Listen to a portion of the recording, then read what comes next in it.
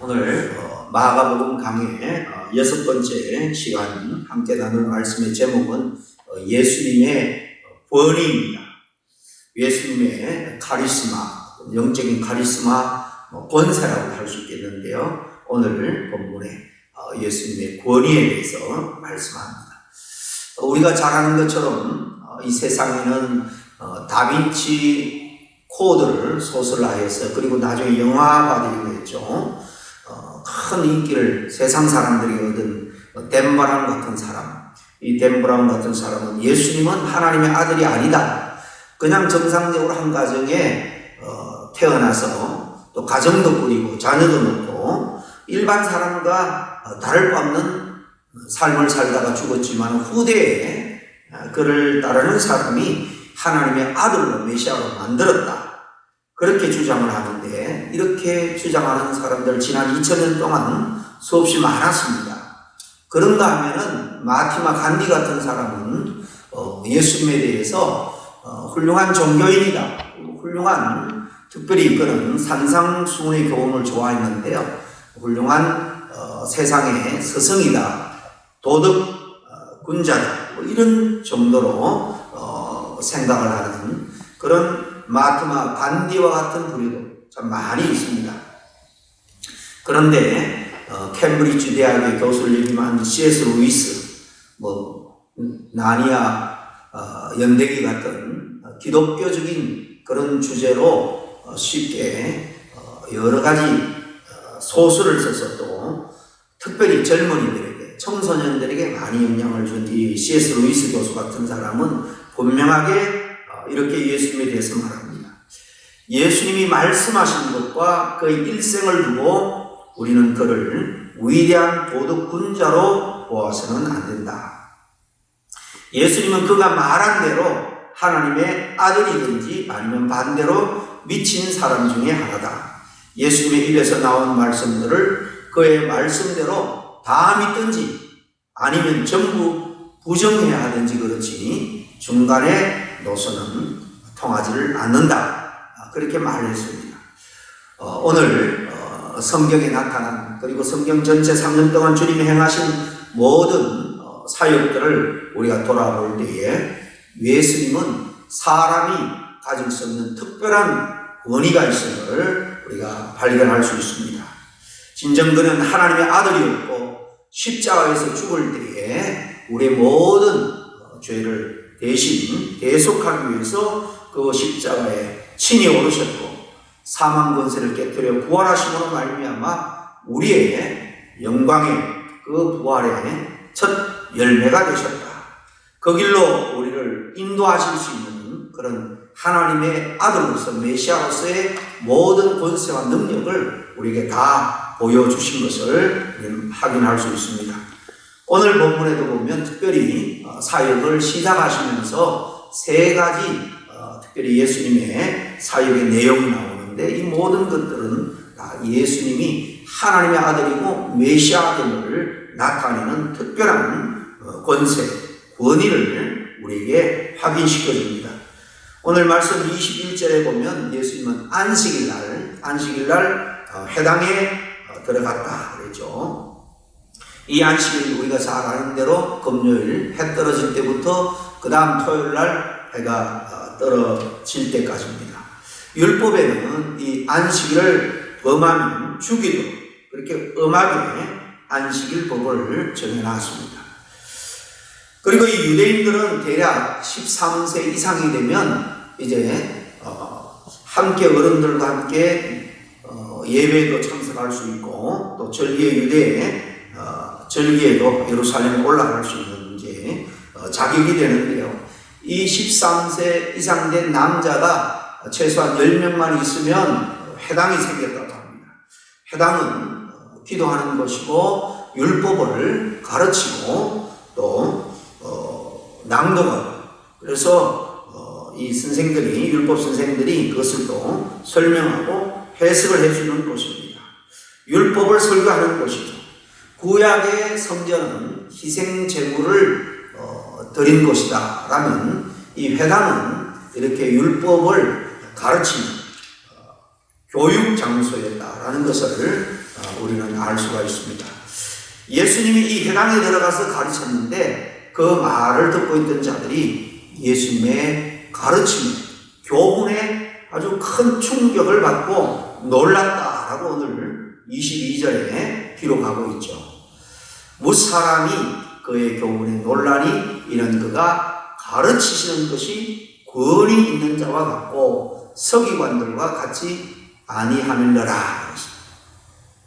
이 회당에는 회당장이 있고요. 거기에는 뭐 상설 교사가 있는 건 아니고 회당장이 이렇게 바리새인 또 서기관 율법 교사들 랍비들을 불러다가 율법을 강의하게 하고 해설하게 하는데 대부분 서기관들이 그 일을 했습니다. 율법 교사들이죠. 그런데 서기관들이 가르치는 것과 같이 그렇게 가르치는 것이 아니라 특별한 권세가 있음을 그들이 다 느끼고 놀랐다라는 것입니다. 예수님의 말씀에는 이렇게 놀라운 카리스마, 영적인 권위가 있었습니다. 지금까지 서기관들의 가르치는 방법, 그 내용과는 전혀 달랐습니다. 서기관들은 그저 기록된 율법을 해석을 해주고 설명을 해주는 정도입니다. 그런데 예수님은 그의 그 율법의 정신을 완전히 새롭게 파헤쳤습니다. 율법의 목적을 온전히 간파하고 오늘날 그것이 어떻게 삶 가운데 적용이 될 수 있는지를 구체적으로 자세하게 설명을 해 주셨죠. 그 내용에 대해서는 우리가 산상순을 보면 기존 서기관들의 가르침과 전혀 다르게 가르쳤다. 이 율법의 목적, 정신 이런 것을 완전히 새롭게 예수님이 가르쳐 주는 것을 확인하게 됩니다. 율법의 주인이신 이 예수님은 직접 살아계신 하나님의 말씀을 가르쳤습니다. 그 말씀에는 당연히 능력이 있었고 권능이 있었습니다. 그 말씀대로 가르친 대로 모든 역사가 또 일어났습니다. 이렇게 말씀의 권위를 우리가 인정을 하면 누구든지 예수님을 믿게 되고 또 그 믿음으로 새 생명을 얻게 됩니다. 절망 가운데 있던 자가 희망을 얻고 새롭게 변화되어 소망 가운데 근심, 걱정을 물리치고 주님 주시는 그런 평안을 누리며 살아갈 수 있습니다. 요한복음 20장 31절에 이렇게 주님의 말씀을 기록한 이 성경의 기록 목적에 대해서 말씀하죠. 요한복음 20장 31절에 오직 이것을 기록하면 너희로 예수께서 하나님의 아들 그리스도이심을 믿게 하려 하며 또 너희로 믿고 그 이름을 힘입어 생명을 얻게 하려 함이니라 그랬습니다. 예수 그리스도의 그 말씀의 권위를 받아들이면 바로 예수님의 메시아라는 사실, 하나님의 아들이라는 사실을 믿게 됩니다. 믿음은 다른 데서 오는 게 아니라 지난 주일 말씀드린 것처럼 바로 말씀에서 옵니다. 주님의 말씀을 들을 때 그 말씀의 권위를 받아들일 때에 생기는 겁니다. 우리가 잘 아는 이 벤이라는 작품이 어떻게 탄생하게 되었는지 아마 들어 잘 알 겁니다. 작가는 월레스라는 분인데 원래는 성경은 허구다, 다 거짓이다 라는 것을 세상 사람들에게 그렇게 폭로하기 위해서 성경을 읽고 연구하고 성경을 열심으로 공부한 사람입니다. 그런데 읽으면 읽을수록 이 하나님의 말씀의 권위 앞에 그가 굴복하게 되고 바로 예수 그리스도가 하나님의 아들이구나, 메시아구나 라는 사실을 믿게 되었습니다. 그리고는 완전히 새로운 사람이 되어서 이 예수님을 어떻게 세상 사람들한테 내가 증언할까? 이분은 또 작가고 또 영화를 만드는 사람이니까 벤이라는 작품을 만들어 이렇게 수많은 사람들에게 복음을 전하게 된 거죠. 러시아의 대문호 도스토옙스키도 그의 전기를 보면은 시베리아 유배 중에 감옥에서 정말 언제 그 감옥에서 나올 수 있는 소망이 없었습니다. 언제 죽을까? 다른 죄수들은 그것만 기다렸습니다. 그런데 이 도스토옙스키는 하나님의 말씀, 이 성경을 어떻게 손에 입수하게 되었는데 몰래 이 말씀을 읽는 중에 예수님을 만났고 거기에서 새 사람이 되었습니다. 하나님의 자녀가 되어서 절망적인 그 상황에서 결코 용기를 잃지 않고 소망을 품고 기도하는 중에 정말 기적적으로 총살 거행되는 그 시점에 황제가 보낸 그 사면증이 도달해서 기적적으로 살아나게 되죠. 그 후로 그는 정말 하나님께 영광을 돌리는 그런 귀한 작품들을 많이 남겨서 또 후대에 복음을 간접적으로 이렇게 전하는 그런 훌륭한 일들을 많이 하게 되는 것입니다. 예수님의 말씀은 우리 영혼을 이렇게 소생시킵니다. 구원합니다. 우둔한 자로 지혜를 주고 또 인생의 참 행복이 무엇인지를 깨닫고 누리게 합니다. 결국 영원한 생명, 영원한 하나님의 나라에 들어갈 수 있도록 인도합니다. 예수님의 이 말씀에는 이런 세상의 어떤 지혜자나 어떤 능력자라도 감당할 수 없는 그런 신적인 권위가 있어서 새 생명을 주신다는 거예요. 두 번째 23절부터 보면은 예수님께서 귀신을 내어쫓는 것을 기록하고 있습니다. 예수님은 이렇게 귀신을 내어쫓는 권세, 권위도 있음을 보여주죠. 때마침 그 해당에 더러운 귀신 들린 사람이 있었습니다.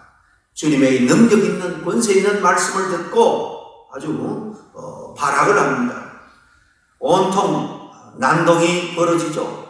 그가 예수님을 보자 우리와 당신이 무슨 상관이 있습니까? 우리를 멸하러 왔나이까? 나는 당신이 누구인지 여기 하나님의 거룩한 자다라는 것은 당신이 바로 메시아고 하나님의 아들이라는 고백입니다. 사실 이렇게 귀신들도 영적인 존재들도 그가 누군가를 잘 압니다. 그러면서 소리를 치죠.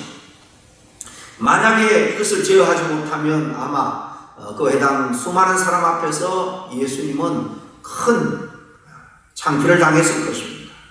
이때 예수님께서 귀신을 꾸짖어 잠잠하고 그 사람에서 나오라 라고 명령하죠.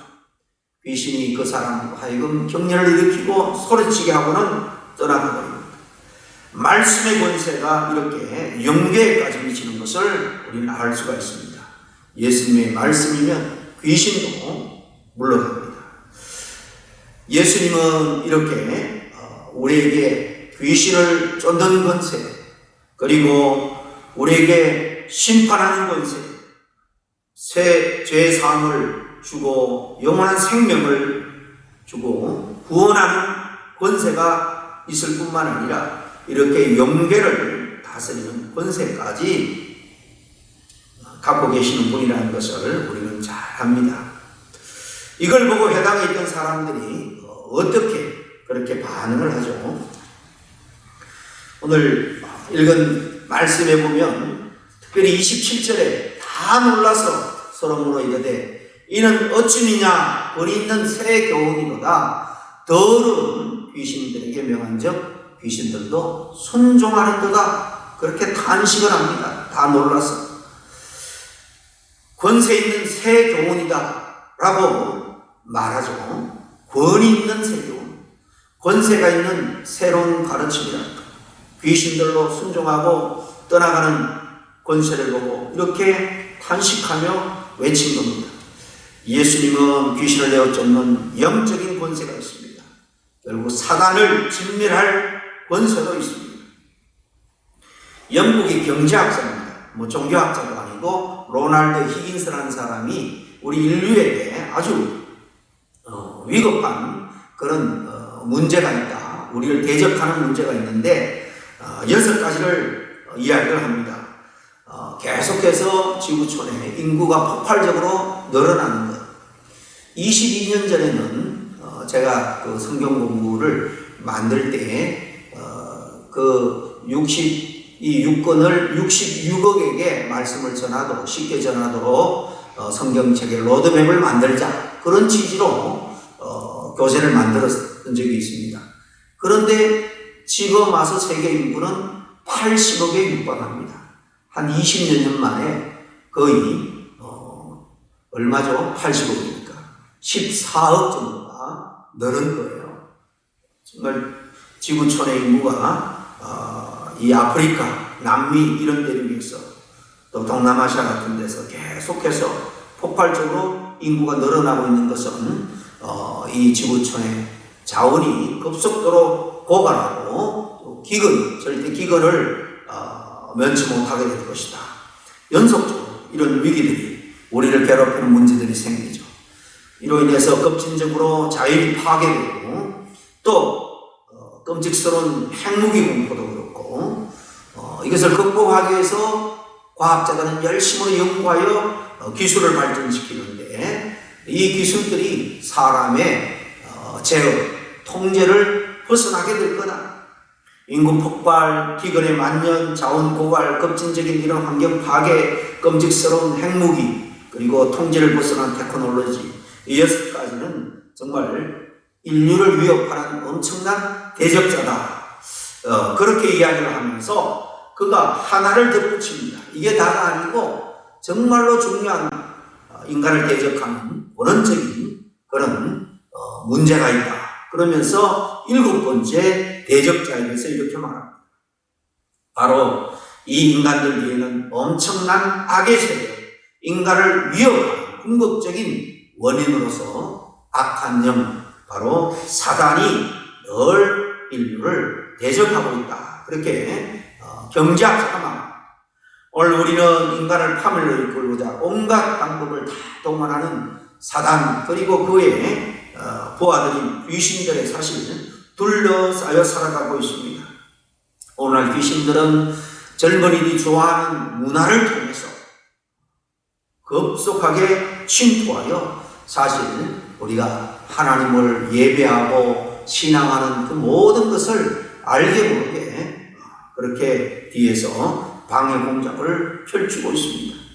이에 대해서 베드로는 일찍이 너희 대적마귀가 우는 사자처럼 두루 다니면서 산길자를 찾는다. 그렇게 경고를 했죠. 이 모든 것을 우리는 예수님의 권위로 물리칠 수 있습니다. 예수님 앞에 나오면 사단의 지배로부터 자유할 수 있습니다.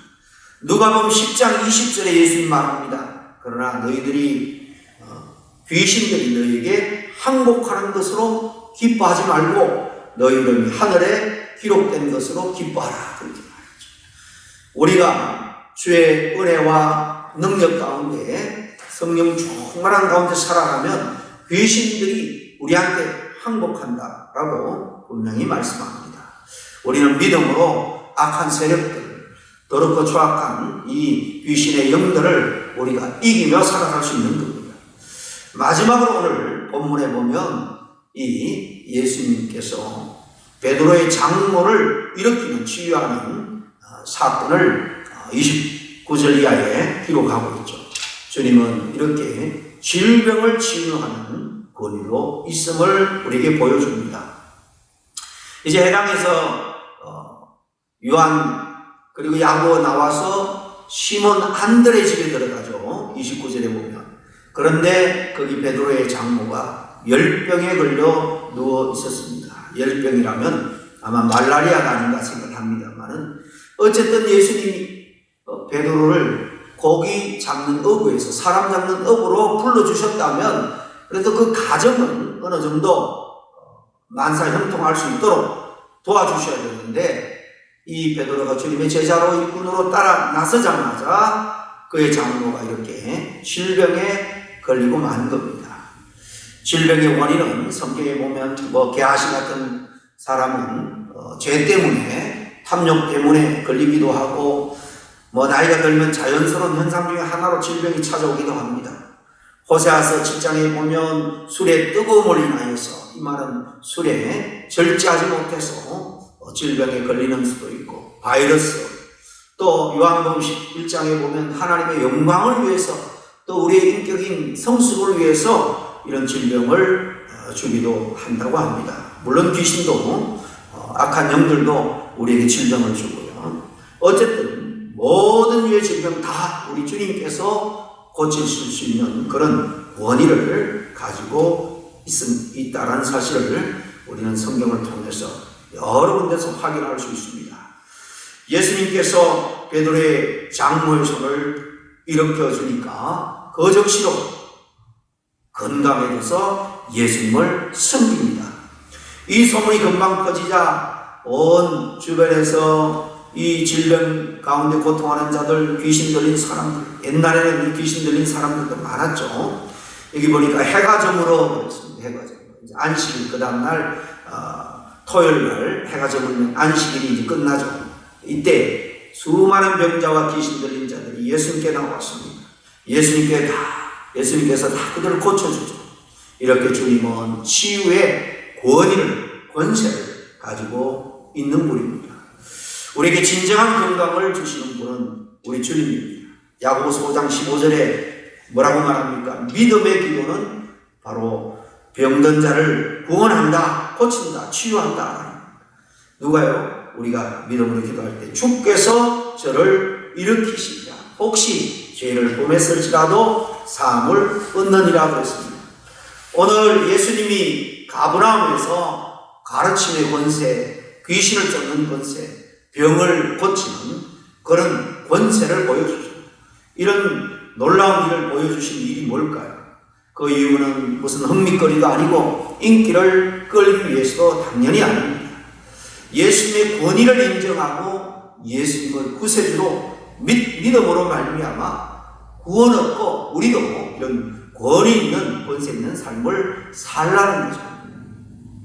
우리가 주님을 구주로 모시고 성령의 은혜와 능력 가운데 충만한 삶을 살아가면 우리도 가르칠 때에 복음을 전할 때에 그 영혼이 새롭게 되는 변화가 일어납니다.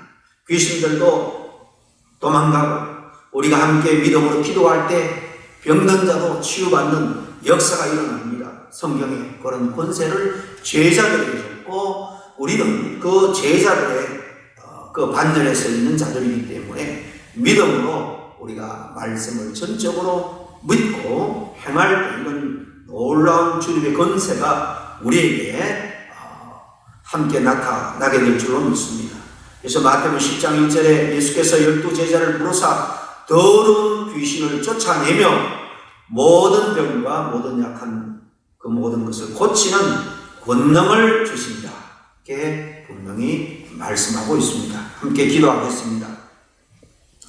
주님 아버지, 우리도 말씀에 그리고 주의 은혜와 성령의 충만한 삶을 살아감으로 말미암아 우리가 복음을 전하고 또 하나님의 말씀을 가르칠 때 이 놀라운 권위가 나타나게 하여 주시옵소서. 더러운 귀신들도 도망가고 병도 치유받는 놀라운 역사가 일어날 수 있도록 인도하여 주시옵기를 간절히 바라고 원하옵나이다.